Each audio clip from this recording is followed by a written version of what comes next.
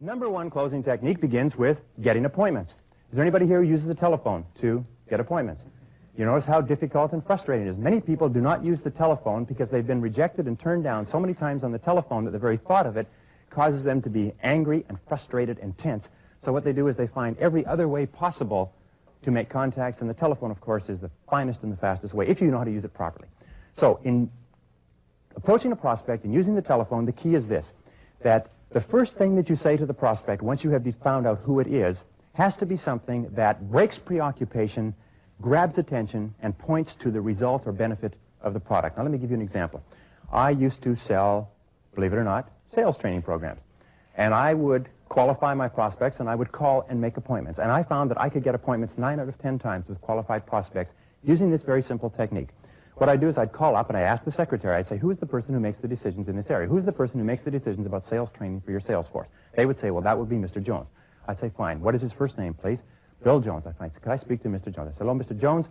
This is Brian Tracy. How would you like to see a method that would enable you to increase your sales by 20 to 30% over the next 12 months? Now, if you're speaking to the right person, the question will be aimed at something that is of relevance and something that the other person needs. Now, what do sales managers sit around and think about all day long? Increasing sales. Sales being down, sales being up, but increasing sales. When you say, would you like to see a system that will enable you to increase your sales by 20 to 30% over the next 12 months? The first question, or the next question that the prospect asks is, what is it? And that's where you go into the close. And when you are telephoning for an appointment, you are telephoning to sell an appointment, not to sell a product.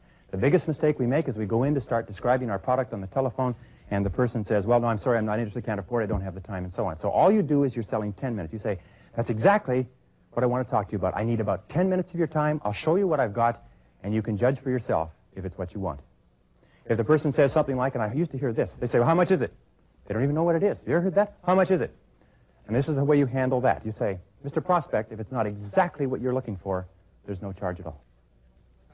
Very good response. Get the price thing out of the way. If it's not exactly what you're looking for, it doesn't cost you anything. Then the person says, well, could you tell me a little bit about it? I say, well, that's why I need just 10 minutes of your time. Just 10 minutes, I'll be able to show you what I've got, and you can judge for yourself if it's what you're looking for. Now, the person will often, now remember this, is that good prospects are always busy and hard to get to. Poor prospects are not busy, and they're easy to get to. If you call up somebody and you ask for an appointment, they say, sure, come on over anytime. You can be sure the person isn't going to buy anything from you.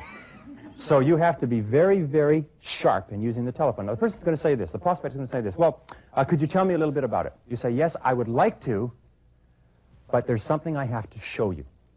Now, as soon as you say the word show, you've eliminated the necessity to describe it on the telephone. The person says, well, could you send me something in the mail? I say, I would like to send it to you in the mail, but you know how bad the mails are. Why don't I drop it off personally sometime this afternoon? Now, if the person is at all serious, they'll say, okay, drop it off personally sometime this afternoon. I'll say, will you be there? Yes, I'll be there. Okay, about 3 o'clock, I'll be in your neighborhood. I'll drop it off personally.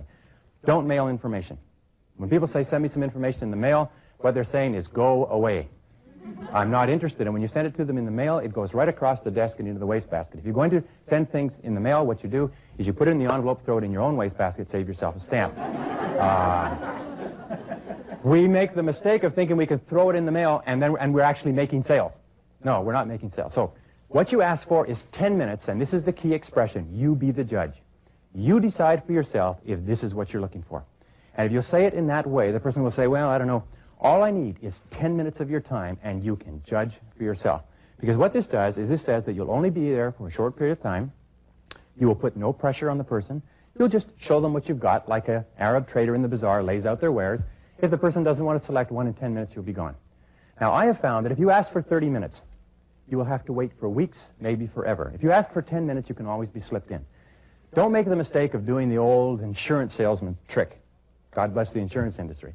Of saying, how about 10 o'clock today or 2 o'clock tomorrow? This alternative close on it. Don't do that, because it's been used so many times that what it does is it insults the other person. Just say, sometime this afternoon or maybe sometime tomorrow. Be very flexible. Once the person gives you a time. Now, this is another thing they do. They say, why don't you call me on Monday, and we'll set up an appointment. And what you say to them is this. You say, look, I've got my calendar right here. Is your calendar handy? Dumb question, of course. The person's at their desk. Their calendar is handy. You say, let's set up a time right now. How about 10 o'clock Monday morning?